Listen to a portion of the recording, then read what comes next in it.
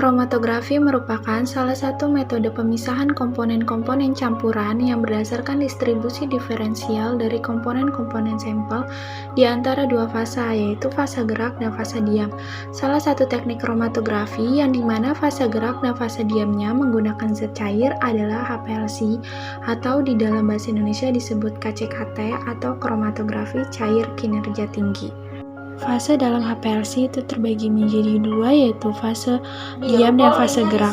Fase diam dan fase gerak memiliki fase normal dan fase terbalik. HPLC fase normal, pemisahan komponen sampel pada fase normal dan fase terbalik dilakukan berdasarkan polaritas. Pada jenis HPLC ini, fase diamnya bersifat polar dan fase geraknya bersifat nonpolar. Fase diam yang digunakan biasanya berisikan silika murni atau gugus senyawa organik seperti amino atau cyano yang terikat pada basis silika. Sedangkan fase geraknya biasanya merupakan senyawa nonpolar seperti heksana atau heptana yang sedikit dicampur dengan senyawa polar seperti metanol, etanol, ataupun isopropanol.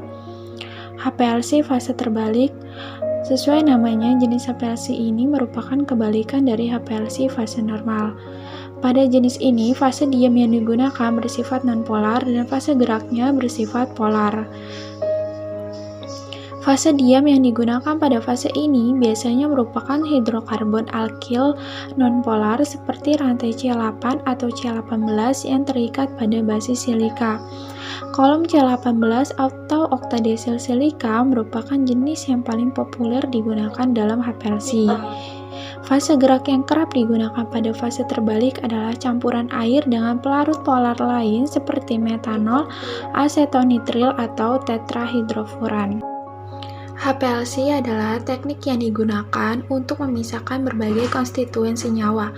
Ini adalah teknik yang paling banyak digunakan untuk mengidentifikasi, mengukur, dan memisahkan komponen campuran.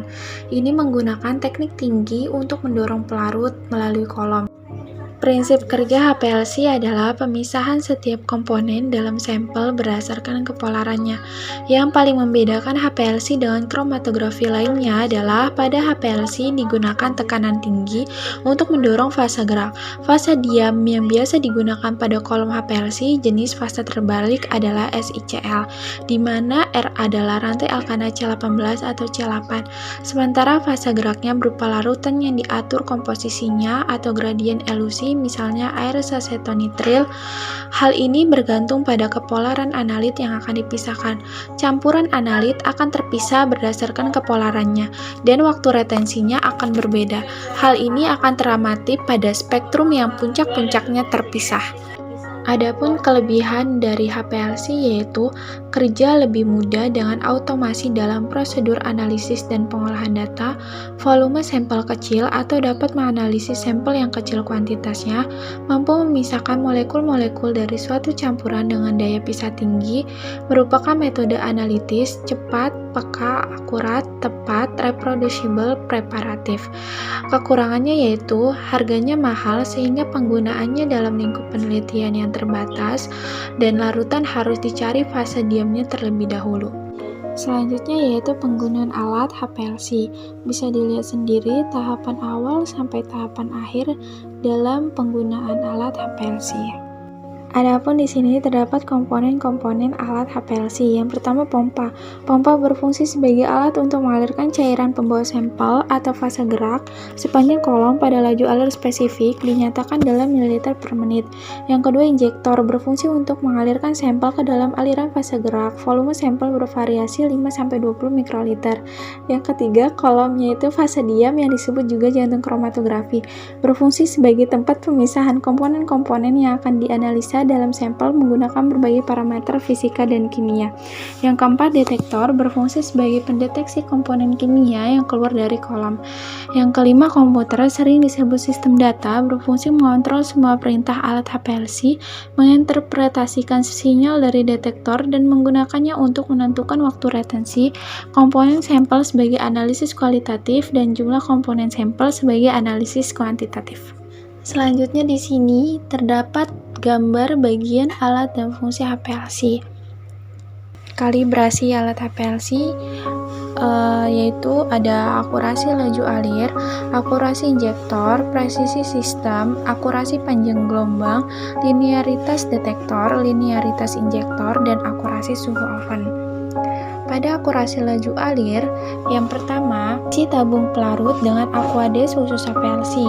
Yang kedua, atur laju alir ke 0,500 ml per menit. Waktu teorinya sama dengan volume akhir dibagi laju alir. Yang ketiga, tunggu sekitar 15 menit untuk menstabilkan sistem dan memastikan bahwa tekanan stabil. Yang keempat, siapkan labu ukur 10 ml untuk menampung larutan yang keluar. Yang kelima, hentikan stopwatch ketika larutan mencapai tanda 10 ml pada labu ukur. Yang keenam, catat waktu yang dibutuhkan sebagai waktu pengamatan. Yang ketujuh, ulangi untuk aliran 1,0 dan 2,0 ml per menit. Selanjutnya ada akurasi injektor. Yang pertama, isi vial dengan aquades khusus APLC dan tutup vial dengan benar.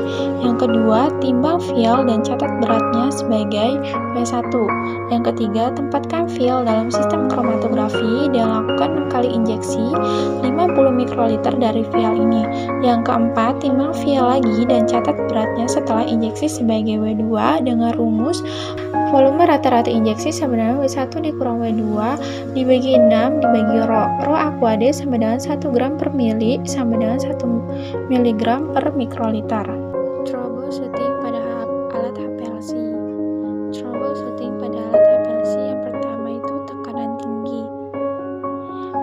Periksa di mana terjadi penyumbatan flow line mulai dari pompa sampai ke detektor.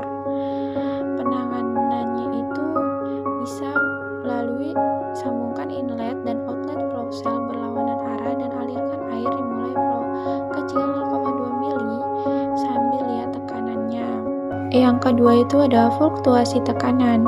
Adanya gelembung udara masuk pada sistem pompa, yaitu ada kebocoran pada flow line.